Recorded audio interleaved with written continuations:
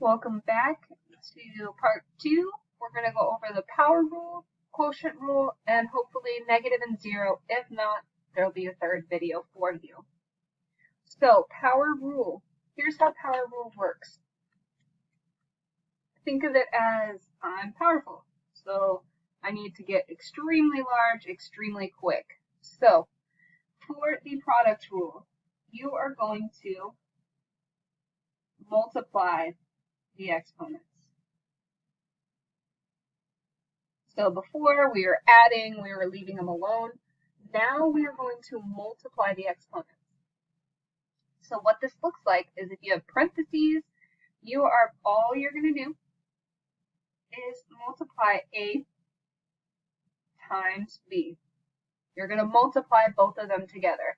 So if it helps to circle them and know, hey, I'm going to multiply them, then that's a good strategy as well. So for our first example, all we're doing is multiplying the exponents. Okay? So now that I have my rule, here's what's going to happen. I'm going to multiply 3 times 2.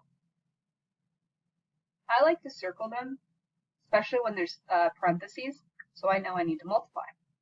Sometimes I'll even add a little x to know that I'm going to multiply. So this is x, 3 times 2 is 6. If I was going to write it out, this is what it's saying.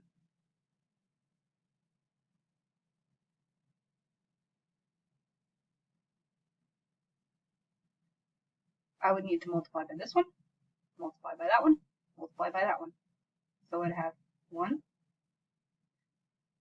2, 3. Since there's 3 up there, this one I would multiply like this. 1, 2, 3.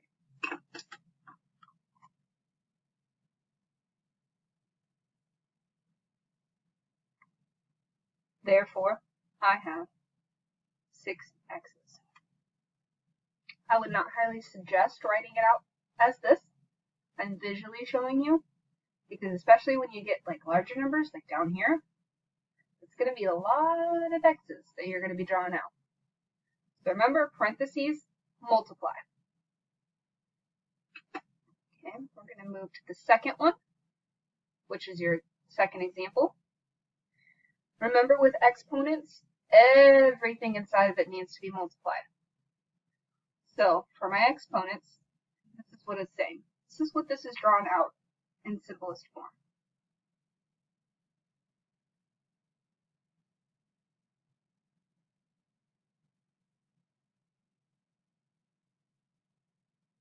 Okay, this might be a little bit easier for you to see, and that's completely fine. So I know that 2 negatives, negative times a negative is going to give me a positive.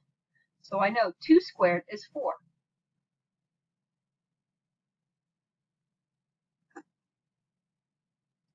For my m, I'm going to do exactly the same thing over here that I did. And just like our product rule says, our power rule says, we need to multiply the exponents together. 5 times 2, which is going to give me 10. Now I didn't do anything over here, but I still need to bring them down. If I left it like this, this is a little bit messy, right? I can combine like terms. I can combine these two m's together. Now, if you remember from our previous rule, the product rule, when they're next to each other, I need to add the exponents together.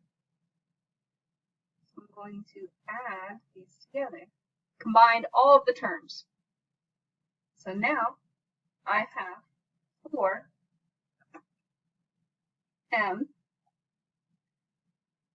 to the power of 13 because I combined them. I could draw out 10m's and 3m's and put them all together and I'd still get 13. Since I don't have enough room and it would just be a little bit time consuming for me, I know that I just need to add them together. And keep in mind, you can use your notes for your quizzes, just not state quizzes. So as long as you take notes, you are good to go. You can reference back to them. Okay, so down here with this one, again, just like what I did up here, the exponent needs to go to both the 6 and the m. So I have 6 squared and m, sorry, let me change my color, m to the power of 4 times 2 to the power of 2, and m9. Don't need to do anything else with that, just bring it down. 6 squared is 36. I know that off the top of my head. And remember, with these exponents, I need to do what? Multiply. You're right. So 4 times 2 is going to give me 8. I like to draw little arrows so I can make sure that I'm not forgetting anybody else in my work. So I need to combine the m's together to make one giant m. The 36 doesn't need to be touched, so I can bring it down. 9 plus 8 is what? 17. And there you go. I want you to try the last one on your own first, and then unpause it. Okay, so we're going to try this one. We don't have anything crazy like these two.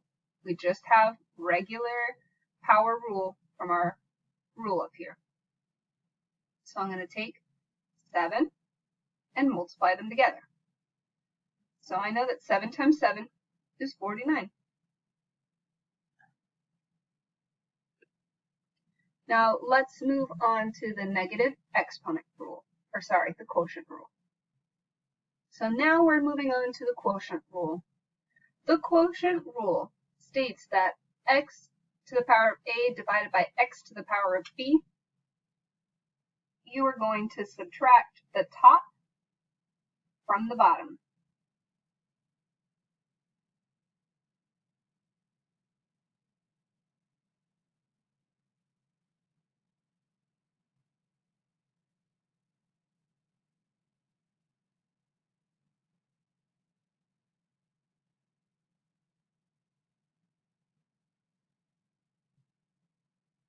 And this only works as long as the base number or the x's are the same. So if this was x and q, I couldn't subtract them because they're two different letters.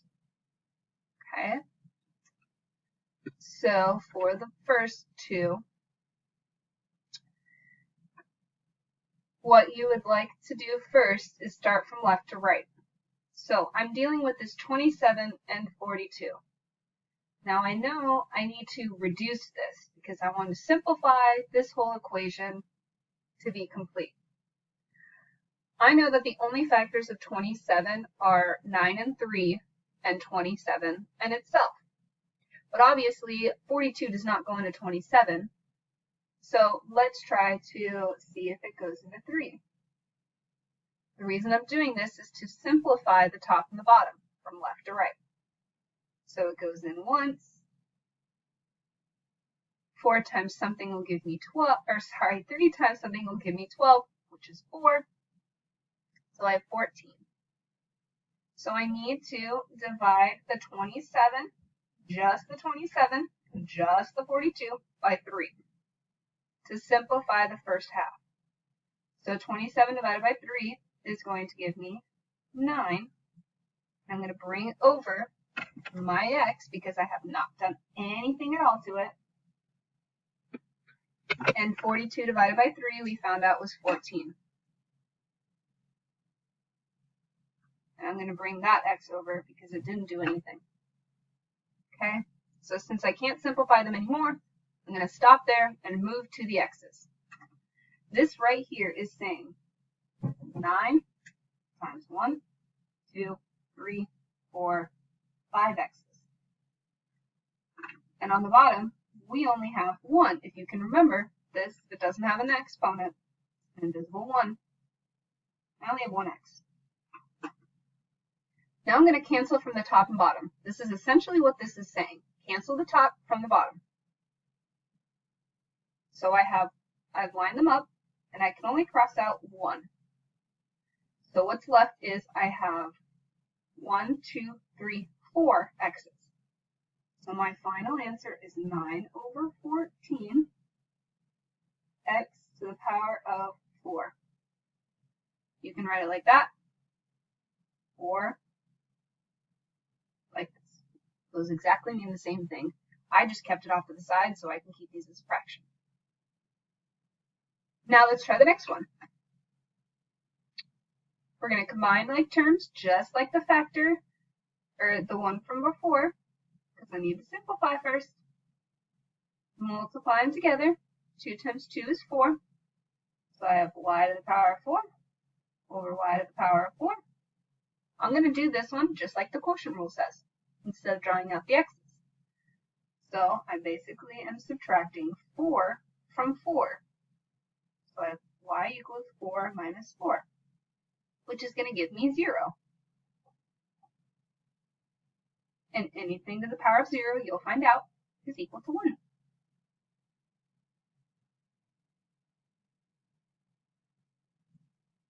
Okay. Let's try 2 more examples. So I have 3 squared. Okay. This is like saying 3 times 3. And this one's 3.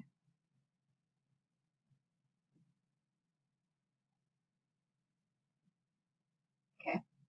Just like with the x's, I did the exact same thing.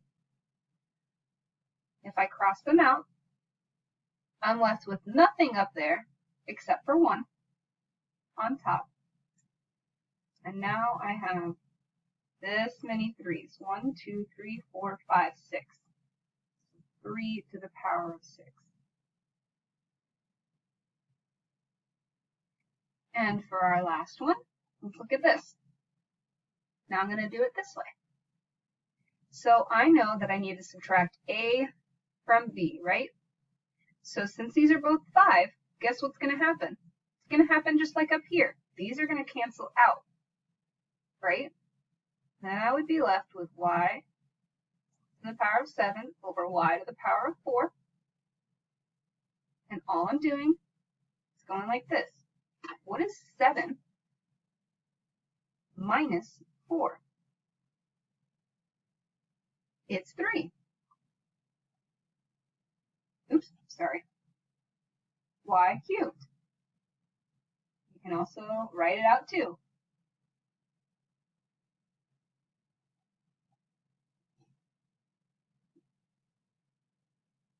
If you write it out, make sure you line them up as best as you can so you can cross them out. So if I cross one up here, cross one down there.